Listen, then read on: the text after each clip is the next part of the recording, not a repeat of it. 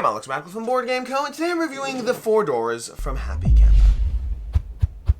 The Four Doors is a solo or cooperative game designed by Matt Leacock, Ben Pinchback, and Matthew Riddle. This is a game very much in the veins of games like Forbidden Island, Pandemic, and all of that. The game's designed by Matt Leacock, but it's bringing its own slight flavor to the table. We'll get more into that in the review part, but let's start by telling you how to play, and from there go to the review, thoughts and opinions, and all that. And of course, timestamps to everything down below.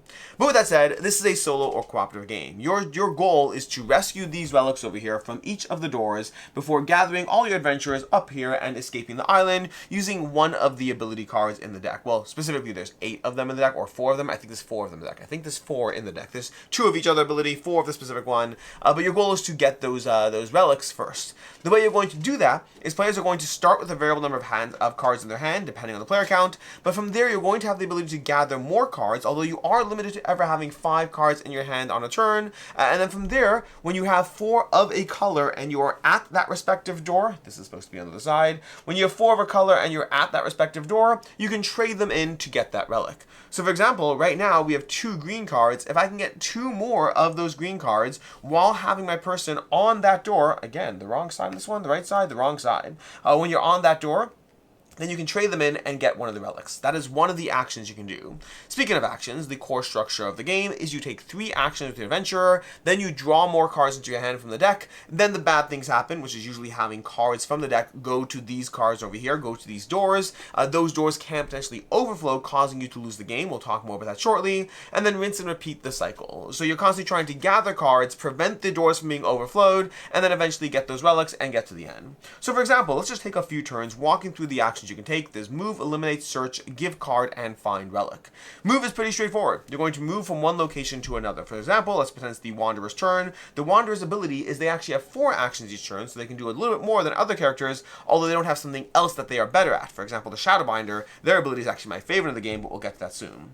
So the Wanderer goes ahead, they spend their first action, they move to an adjacent area, and then from there, they're going to discard their yellow because they want to hold on to those greens, and the yellow over here has a purple lantern. So they can get rid of one of the cards from this location, putting it into the discard pile along with the card they played. That is going to be the move action and the illuminate action. So move lets you move to locations, and illuminate lets you discard cards to discard the matching lantern from the board, because whenever you would have overflow, if you would draw a card such that it overflows the location, at that point you're going to have the doors go to their non-illuminated side and then eventually disappear entirely, and if that happens before you've gotten the associated relic, that is one of the ways you can lose the game. So you're trying to avoid that happen. So again, we've moved, we've done the illuminate action, and then from there we're going to do the search action. Search action simply lets you draw a card, so you can control the pace and flow of the game a little more than you can in games like Pandemic or Forbidden Island, where sometimes you're just waiting for it. In this game, you can actually draw as one of your actions. Now that we've done that, we're going to draw again. Keeping in mind, we have a hand limit of 5, so trying to make sure you don't end your turn with more than 3 can be efficient, although there's many times you're going to want to anyways, because sometimes getting the right cards is more important than discarding things unnecessarily. We've also gotten an ability card. We got a purple, a yellow, and ability card, and we have another color over here in our hand to help manage the flow of bad things happening. Because we're starting over here on our standard difficulty level, the next step over here is going to be Shadow's Fall. In the Shadow's Fall step, we draw cards equal to the level. Again, currently it's going to be 2. We're going to draw 2 cards from this deck, and that's going to accelerate when the deck empties. So for example, when that deck is fully emptied, we're going to move this to the next tier. We're going to start drawing 3, eventually 4, and 5 cards a turn. If it gets to 5, you're probably going to lose. If it gets to the death symbol, you actually lose. 5 just means you're probably losing. We'll see how fast it happens. So we draw these 2 cards. We should draw them one at a time. We put them on their respective doors. There are shades of the colors, so you can see green and a different color, different shade of green. They go on different sides of the doors. So we put that one over here, we draw the next card, and we put this over here. Fortunately, nothing overflowed. We didn't get to 4, so we are totally currently fine, at least right now. We go to the Shadowbinder's turn. Shadowbinder again has 3 actions. You've so far seen us do move, illuminate, and search. The next 2 actions are giving a card and finding a relic. Giving a card allows you to pass a card to a player at your location. So for example, right now, we're going to try to mitigate some things, but I think we can afford a single draw. So let's start with a draw right now. If we had gotten a green card, we may have chosen to spend an action giving it to the Wanderer so they can work their way towards those 5 cards. We also do have abilities. Abilities can be played at any time, not as an action. But then from there, the next action will be to move to this location and to discard a green, because we have this green. Even though we do want that red card, because we have 2 red cards in our hand, we're going to spend our third action to discard this green, and that's going to allow us to get rid of cards from this location. And the Shadowbinder's ability is we can discard up to 3 cards from a single side. So we can discard all 3 of these at once, giving them a lot more control to keep the flow of bad things in play. Keep in mind, if you play games like Pandemic, that's going to be kind of the equivalent of the medic. You have these roles going on. That's the basic arc of the game. Once you do acquire 4 of a color, at that point, what you can do is at that door, let's see over here, and you do that, you have 4 reds, you cash in your 4 reds, and you take the associated relic, which will give you an ability that you can use for the rest of the game. And it also means that if the red door closes now, that's no longer going to stop you from losing the game, because you've already gotten the associated relic.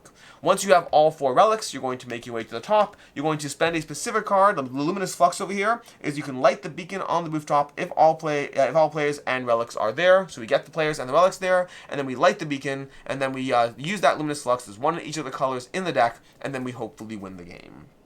That is how you play the 4 doors.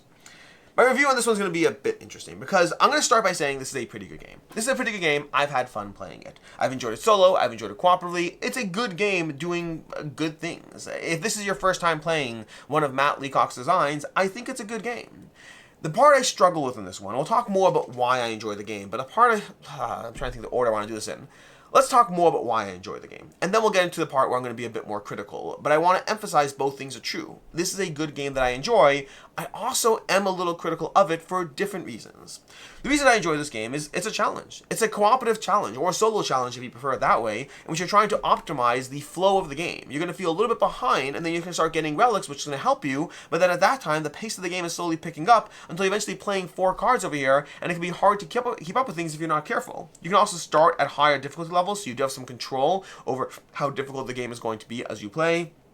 But ultimately, there is a fun challenge of trying to think through how to stay ahead of things. Where are you going to use abilities? Very often, we didn't talk about it, there's this concept of the hollow. The hollow is cards that get removed from the game permanently, so when you use a card for its ability, it gets removed from the game permanently, so you have to manage how much you want to keep the deck in check, because drawing through the deck too quickly can hurt you, so holding on to those abilities can help, but using them can help too. You have to know when to use an ability, what it's going to be useful for. You have to know when to push yourself as far as these cards, as far as the overflow of the doors flipping to the other side and managing those. You have to know when you have to try to rapidly accelerate to getting a relic, because getting a relic means that you no longer care if that door disappears. You've gotten what you need from that magical realm, and you've also gotten an ability along the way. Trying to rapidly accelerate your way towards an initial relic or two, even at the cost of inefficient use of cards, can be incredibly helpful towards getting you ahead in the game, and that will help you level up your strategy, which in turn helps you level up the starting difficulty so you feel accomplished as you play. It is a fun cooperative game in which you're trying to balance the bad things coming your way with the good things that you have control over in order to collect what you need, get to the end, and win the game. That's all the good stuff. The part where I'm conflicted about this game is I think this is a good game. If you pick it up, great. It's a reasonable price point. It's from Happy Camper. They're kind of semi-new. They came out with Trio recently. They've come out with a bunch of games since then. Their games are pretty enjoyable. I think they put out pretty decent games that I definitely recommend for the most part. And I recommend the 4 doors with the caveat that my tricky part is it's not even so much that there's things I don't like about this game. It is a little on the lighter side compared with games like Pandemic. There's less going on here. But I think the tricky part I have with this is it doesn't feel like there's anything new happening here. This is basically a regurgitated Forbidden Island game with less going on. There's less of an interesting map happening in the game, which does give it more portability, possibly a cheaper price point, smaller box. So in that sense, sure. But to me, the part where I struggle with in terms of reviewing this game is if this is your first game in this genre of games from Matt Leacock, and the other designers' names are there too. To be frank, I think I have a lot of respect for those designers. I've played a lot of the games and I was excited to play this because of it, but I don't see any flavor that is happening from them. This feels like a Matt Leacock game through and through. I'm not sure, I'm sure they're involved, the names are on the box, but it just feels like a Matt Leacock game, so it kind of feels extra, if that makes sense. But past that, if you're playing this for the first time, you'll have fun. if you've played any other Matt Leacock games designs, this will feel very, very familiar, but I'm not sure if I see a strong reason to exist outside of the general concept of new games are for new gamers. Sometimes we do put out things that have already existed with slight modifications or twists on them because there's always new gamers entering the space, and if this is your first game, this is going to be an enjoyable experience. To someone like myself who has played a lot of Matt Leacock's designs, most of his designs, this feels like using his system for a new game, which I don't have a problem with, but not adding anything extra to it. I don't see a strong reason for this to exist in terms of what it's bringing to the table outside of new games are for new gamers. So if you've played Forbidden Island, if you've played Forbidden Desert, if you've played Pandemic, if you've played any of those games or others, I don't know if this is doing anything new to capture your attention. I think it's a good game, but a good game that did nothing new, if that makes sense. And I find that sometimes when that happens, I can struggle a bit with where do I hold that game. Rating-wise, if I were rating this on its own merits, as a having never played the other games, I'd give it a 3.5 out of 5. That would be my scale for it. It's fun, it's good, it's not the most complex game, it has a place, I enjoy it, I think you can have a good time with it. But for me personally, my rating scale does reflect my desire to play, and because those other games do exist, and because this is new without doing anything new that I can realistically see, it just feels like a dialed back version. It feels like a simpler version of Forbidden Island, which is already a simple and accessible game. For me, rating-wise, this goes into a 3 out of 5. Like, it's not bad. I'll play it again. I don't have any drive to play it because there are other games doing this better, and this just feels like a dialed back version of that, almost for the sake of having a new game, as opposed to for the sake of bringing anything else new to gaming. So it's a slightly different review format than I normally do because of the conflict I have around that. Again, if you've picked this up already, try it out. See if you have fun. If you're new to the board game space and you want to try out a good game that I can recommend-ish, I would recommend this.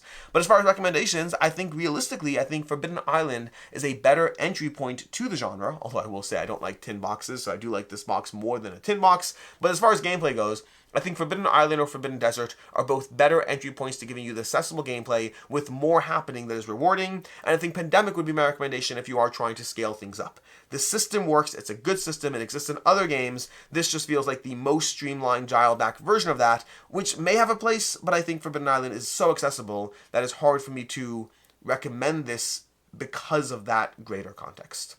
In any case, then until next time, I'm Alex Radical from Board Game Co. I hope you found this review helpful, and as always, I hope you have a good one.